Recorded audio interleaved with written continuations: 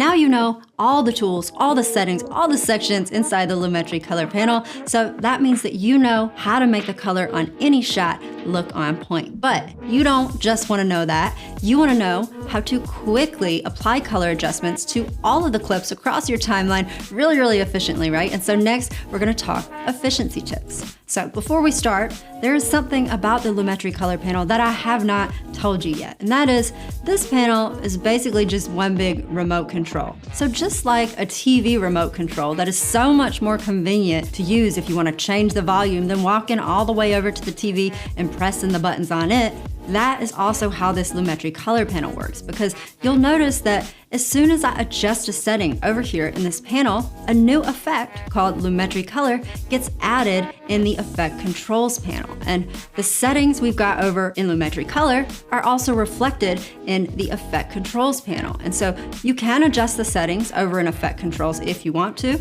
but I personally think the settings are easier to work with over in the Lumetri Color panel, but it is totally up to you. Do you boo? All right, next let's talk about saving presets so that you don't have to redo all of your color settings every time from scratch, but instead you have some go-to settings that are already done that you can start with. So let's say I've got the shot, I've corrected the color, I've boosted the brightness and the contrast up here in basic correction, and I have boosted the saturation of the blues and the greens down here in the curves. So the first way I could save all those settings is the same way that we would normally save a preset for an effect, because remember, Lumetri Color is an effect. So we can just right click it and go to Save Preset, name our preset, and then search for that preset name in the effects panel and drag it to our clip so that it gets added. And then over in the Lumetri Color panel, we will see the contrast and the highlights were adjusted just like we had them before. And then the blues and greens were boosted just like we had them before. And we can see now our preset name at the top of it. Now, we can also do the exact same thing in the Lumetri Color panel by going to this hamburger menu here at the top and selecting Save Preset, and then we can give it a name.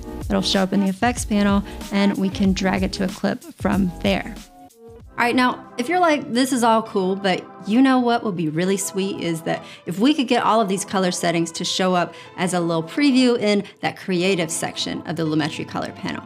I agree, so let me show you how.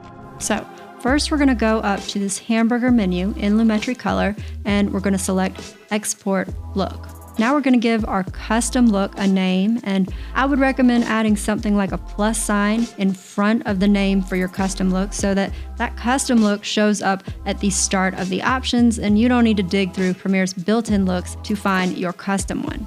Now we're going to tell Premiere where to save this custom look file, and there's a specific folder it needs to be in. So you're going to navigate to Adobe's Common folder on your device, and the exact file path depends on your operating system. And once you find that Common folder, we're not going to save our files here. We're going to need to create some folders first.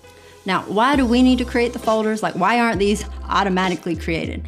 I don't know. I'm not a software engineer. I don't know all the complexities involved. I know that Premiere creates folders for us in other instances, so it seems like somebody could have coded this up, but I'm gonna stop being shady. Anyway, in the Common folder, you're going to create a new folder called LUTs, and it needs to look exactly like this: uppercase LUT, lowercase s. So inside that LUTs folder, then you're going to create another folder called Creative, capital C and lowercase Creative. And that creative folder is where we're going to save our custom creative look file. Okay, now we're going to restart Premiere, and then when we launch it up again, we can click on our uncorrected clip here on the timeline. We can go over to the Lumetri Color panel, to the creative section where we've got our looks. And then if we click right here, we will see a beautiful preview here of our custom look that we can double click to apply to our clip, and we will see the results of that creative look on our shot. Now, even though we're seeing the results here, you'll see that if we go to the other sections in Lumetri Color, they're not going to have any changes to them. So our look is just being applied to this creative section, and then we can use the other sections to make tweaks from here if we want. Now, what if you want to import a look that you download from the internet and you want it to show up in the look previews in the creative section of the Lumetri Color panel?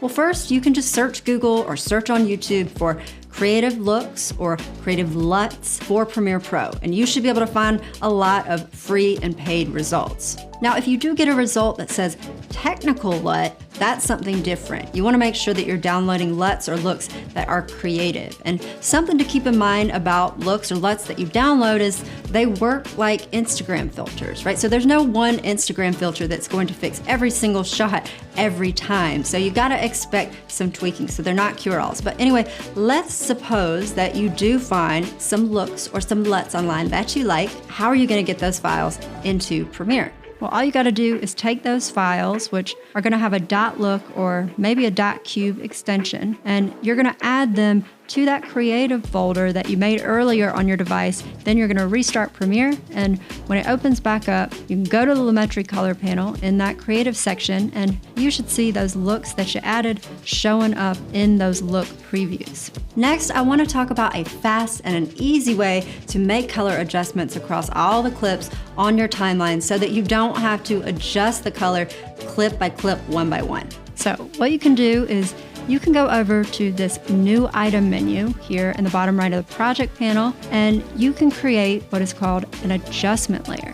After you do that, that adjustment layer is going to show up as a new asset in your project panel, and you can just drag it onto your timeline above all the other clips in your sequence. And what we can do now is we can add effects to this adjustment layer. So we could go find one of our custom color effect presets and then drag it to this adjustment layer clip. And now all of the adjustments that were in that color effect preset we just added, they are going to apply to any clips that are underneath this adjustment layer. And so this is a really nice, flexible way to make color adjustments across your sequence and give everything a consistent, cohesive feel without needing to go into every single clip. But if we do need to make specific adjustments, we can still click on these individual clips below this adjustment layer and make isolated adjustments just to them.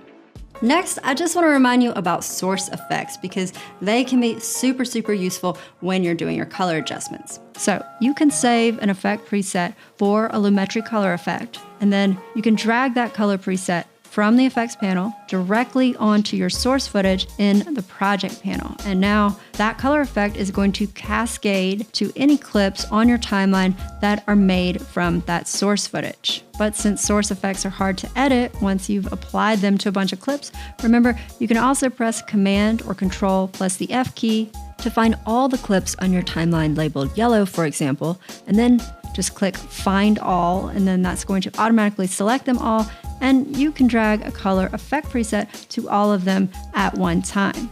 Lastly, I just want to remind you about those little FX buttons that you can toggle on or off to preview your clips with or without effects to decide whether you like the color adjustments that you've done.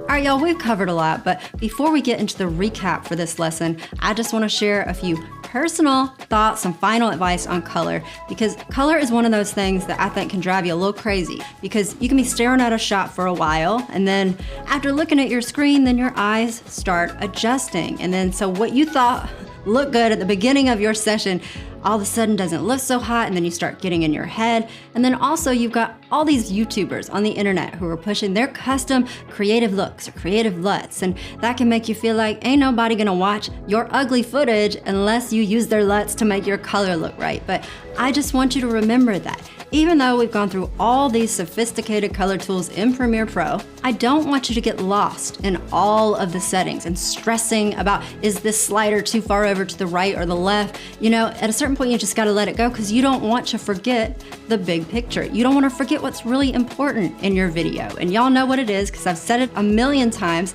it's the story. Remember, the whole point of adjusting the color of your shots is to support your story and bring it to life, and to support the feelings and the messages that you're trying to convey. And besides, color is totally subjective. There is no right or wrong, okay? Everybody is gonna see the green in that green grass a little differently. Everybody's monitor is gonna be calibrated a little differently. And so getting super, super neurotic about the exact setting, that's just a situation of diminishing returns, and you don't wanna let that take priority over your story and what you're trying to say. So that is my big picture advice when it comes to doing color on your videos. All right, y'all, that's it for this video. And in the next video, we're gonna be doing a quick quick recap of everything that we've covered in this lesson because it was a lot. And then, of course, you're going to get your assignment. So I'll see you there.